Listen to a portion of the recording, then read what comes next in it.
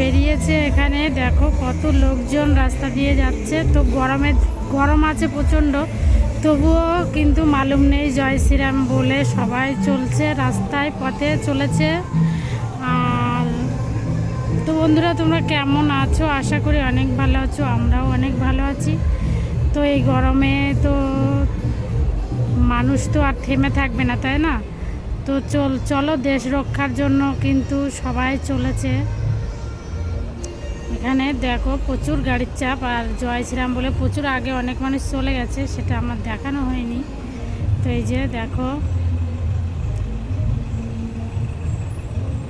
তো চলো এখানে শেষ করছি, কিছুটা দেখাতে পারলাম তোমাদেরকে। চলো টাটা।